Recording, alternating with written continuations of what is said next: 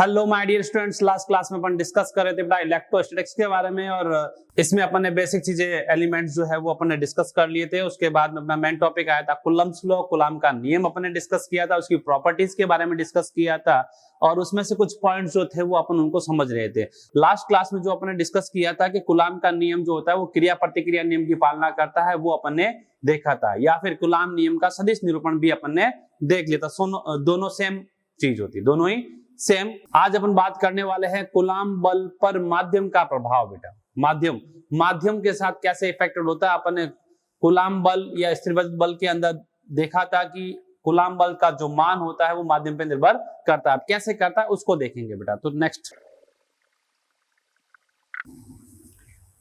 अब effect of medium पढ़ना है तो उससे पहले अपन बात कर लेते हैं वैक्यूम के लिए। तो वैक्यूम के लिए अपन को पता है कि अपन जब भी दो चार्ज पार्टिकल लेते हैं, सपोज ये Q1 है, ये Q2 है, सेपरेशन डिस्टेंस अगर R है, तो उस स्थिति के अंदर जो इलेक्ट्रिक फोर्स की वैल्यू आती है वो आती है F = K Q1 Q2 upon R²।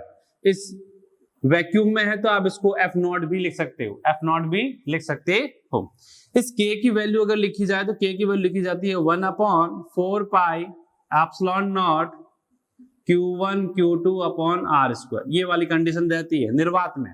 अब अगर इसमें मीडियम लेते हो, मीडियम इट मीन इसमें कोई भी मीडियम फिल कर लिया, इट मीन इस सिस्टम को आपने क्या कर लिया, उस मीडियम में डिप करवा लिया। ऑयल में ले लो, वाटर में ले लो, और भी अदर कोई भी मटेरियल इसमें ले सकते हो। ठीक है, जैसे आपने क्या किया, Q1 इस Q2 सेपरेशन डिस्टेंस R थी, इसके बीच में एक मीडियम फिल कर लिया जिसकी रिलेटिव परमिटिविटी जो है वो है एप्सिलॉन R। ठीक है, इस सिचुएशन के अंदर जो कूलम्ब बल का मान आएगा F मीडियम की वैल्यू आएगी 1/4πε Q1 Q2 अपॉन R²। ये मीडियम के अंदर जो फोर्स की वैल्यू आएगी वो बनेगा 1/4πε Q1 Q2 अपॉन R²। अब यहां पर ये एप्सिलॉन और ये है एप्सिलॉन नॉट। एप्सिलॉन नॉट जो होता है वो निर्वात की वैद्युशीलता होती है, जबकि एप्सिलॉन जो है वो माध्यम की वैद्युशीलता है। अब यहाँ पर एप्सिलॉन नॉट की वैल्यू अपन ने लास्ट क्लास में देख ली थी, इसकी वैल्यू होती है 8.85 10⁻⁻12। ठीक है, जबकि एप्सिलॉन की जो वैल्यू होती है वो हर एक मीडियम के लिए, मटेरियल के लिए अलग अलग होती है। इन दोनों में रिलेशन देखना चाहे तो रिलेशन को आप इस प्रकार समझ सकते हैं कि जो माध्यम की वैद्युशीलता होती है एप्सिलॉन, माध्यम की वैद्युशीलता एप्सिलॉन, इस एप्सिलॉन की वैल्यू जो होती है वो आती है epsilon not into epsilon R। इस एप्सिलॉन को जो लिखा जाता है वो लिखा जाता है epsilon not into epsilon R। ठीक है, इस वैल्यू को अगर यहां पुट कर लिया जाए तो आपके पास आएगा F मीडियम = 1/4π, इस एप्सिलॉन की वैल्यू पुट करें epsilon not into epsilon R Q1 Q2 upon R²। ये अगर इस फर्स्ट इक्वेशन को देखें तो 1/4π ε0 Q1 Q2 अपॉन R² को लिखते हैं अपन F0 या फिर वैक्यूम के लिए। तो यहां पर ये जो चीज है ये आपका बन जाएगा F निर्वात या F0। तो F मीडियम की जो वैल्यू आएगी वो आएगी F0 अपॉन एप्सिलॉन R। ये कंडीशन आपके पास आएगी। अब यहां से कुछ बातें जो है वो देख लेते हैं। सबसे पहली बात, एप्सिलॉन R जो है, एप्सिलॉन R, ठीक है, इसे कहते हैं माध्यम का पैरावैद्युतांक, माध्यम का पैरावैद्युतांक। और इसकी जो वैल्यू होती है एप्सिलॉन R की वो होती है epsilon upon epsilon not. Epsilon upon epsilon not, ये ध्यान रखना, एप्सिलॉन R जो होता है वो यूनिटलेस और डायमेंशनलेस होगा, यूनिटलेस और डायमेंशनलेस। साथ साथ में epsilon R is greater than या इक्वल टू 1। एप्सिलॉन R की जो वैल्यू होती है वो ग्रेटर देन या इक्वल टू 1 होती है। यहां पर भी ध्यान रखना, एप्सिलॉन R मेटल की बात करो, धातु की बात करो तो धातु के लिए इसकी वैल्यू होती है इनफाइनाइट। एप्सिलॉन R वाटर के लिए बात करें तो वाटर के लिए अप्रोक्स 80 या फिर 81 लिखी जाती है बेटा।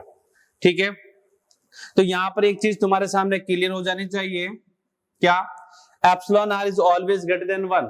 Epsilon R is always greater than 1, so F medium is always less than F naught बेटा। Epsilon R is greater than या equal to 1, so F medium is always less than F निर्वात। तो यह एक सिंपल सी बात clear हो जाती है कि जब भी कोई चार्ज पार्टिकल को, चार्ज सिस्टम को अगर आप क्या करते हो, वैक्यूम से मीडियम के अंदर लेके जाते हो, माध्यम के अंदर लेके जाते हो, तो माध्यम में ले जाने पे कूलाम बल का मान हमेशा घटता है, हमेशा घटता है। और अगर किसी मीडियम से अगर वैक्यूम में लेके जा रहे हो तो बल बढ़ेगा। तो सिंपल सा सवाल पूछ जाता है कि कोई निकाय था, आवेश निकाय, वो माध्यम में था, माध्यम से बाहर निकाला, निर्वात में ले आए, क्या होगा? बल बढ़ेगा। निर्वात में था, माध्यम में ले गया तो बल घटेगा। क्लियर? कितना घटता है, क्या होता है, तो वो सिंपल सा एप्सिलॉन आर की वैल्यू आपको नोन होगी तो डिवाइड करके निकाल लोगे। इन तीनों में से 2 नोन होगा, 1 अननोन होगा। ये देगा तो ये पूछेगा, ये 2 देंगे तो ये पूछेगा। क्लियर? चले आगे नेक्स्ट। अब इसी चीज को समझने का एक सिंपल सा तरीका और होता है। अभी अपन ने जो देखा कि मीडियम के अंदर जो फोर्स आएगा वो हमेशा F naught upon epsilon R होगा। इट मींस माध्यम में बल हमेशा घटेगा। इसके कुछ और भी केसेस देखते हैं। यहां पर अभी अपन ने जो केस देखा उसके अंदर पूरे सिस्टम को अपन ने क्या किया, मीडियम में डिप किया।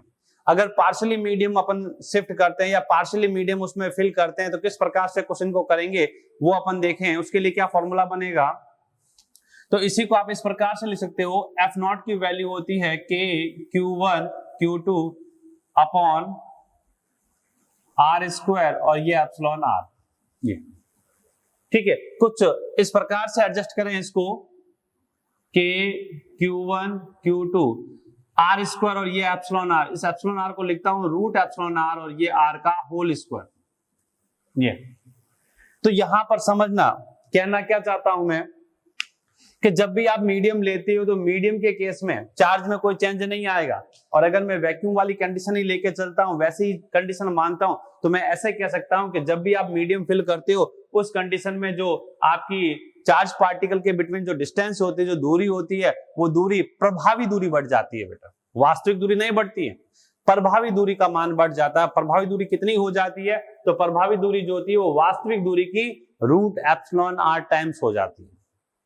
प्रभावी दूरी जो होती है वो वास्तविक दूरी की रूट एप्सिलॉन आर टाइम्स हो जाती है। इसलिए जो है मीडियम के अंदर फोर्स डिक्रीज हो जाता है, आप ऐसे भी बोल सकते हो। अब यहां पर कंप्लीट मीडियम भरते हैं तो कंडीशन के लिए फॉर्मूला अपने पास है। अगर पार्शियली मीडियम फिल करते हो तो उस सिचुएशन में कैसे करोगे, तो वो अगर देखें, जैसे सपोज ये Q1 है और ये Q2 है, सेपरेशन डिस्टेंस R है, ठीक है, तो नो डाउट इसके जो फॉर्मूला है अपने पास सिंपल सा आएगा, F is equal to K Q1 Q2 upon are square. Clear? अगर इसमें पार्शियली मीडियम भर लिया जाए, जैसे ये इस टी थिकनेस का कोई मीडियम भर लिया जिसकी रिलेटिव परमिटिविटी जो है वो है एप्सिलॉन आर। कितनी है? माध्यम का परावर्तांक है एप्सिलॉन आर। तो उस सिचुएशन में कैसे क्वेश्चन को करेंगे, तो ध्यान देना, जब ऐसी सिचुएशन आती है जब पार्शियली मीडियम ले लिया जाता है तो तुम्हें करना क्या है, के को के की तरह रहने दे, Q1 Q2 इनमें भी कोई चेंज नहीं आएगा।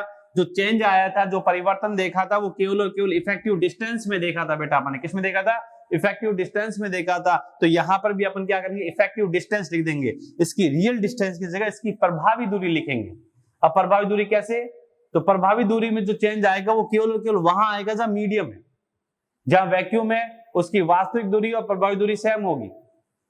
तो यहां पर अगर देखा जाए टोटल डिस्टेंस r है, तो इस r में से t को लेस कर दूं, उतने में तो वैक्यूम है। तो इट मींस जो डिस्टेंस आएगी वो आएगी r माइनस टी, इसमें तो वैक्यूम है। जो t डिस्टेंस में मीडियम है, उस मीडियम की अपन लिखेंगे इफेक्टिव डिस्टेंस। तो इफेक्टिव डिस्टेंस जो है, मैंने कहा था, वास्तविक दूरी का रूट एप्सिलॉन आर टाइम्स हो जाता है ये। तो यहां पर जो रियल डिस्टेंस थी r में से जो मीडियम लिया उस डिस्टेंस को हटाया, उसकी जगह क्या कर लिया, उसकी इफेक्टिव डिस्टेंस को ऐड कर लिया। क्लियर? अगर आप इसको प्रूव करना चाहते हो, इसको सिद्ध करना चाहते हो कि ये सही है कि नहीं है, तो आप ऐसे भी कर सकते हो, t इक्वल टू आप r ले लो, t इक्वल टू r ले लो। जब t इक्वल टू r लोगे तो आपके पास फॉर्मूला आ जाएगा F medium is equal to K Q1 Q2, T is equal to R लिया, आर में से आर चला जाएगा, आर माइनस आर जीरो हो जाएगा और ये आ जाएगा एप्सिलॉन आर इंटू आर, ये वाली कंडीशन आ जाएगी, ये एप्सिलॉन आर गुणा आर का होल स्क्वायर, ये वाली सिचुएशन देखने को मिल जाएगी जो अपन ने पहले पढ़ी थी। क्लियर? चले आगे। किस तरह से एक नहीं, दो नहीं, तीन मीडियम भर ले तो कितने भी मीडियम भरो सबके लिए इसी प्रकार कर लोगे, कि करके दिखाओ। तो यहां देखो नेक्स्ट,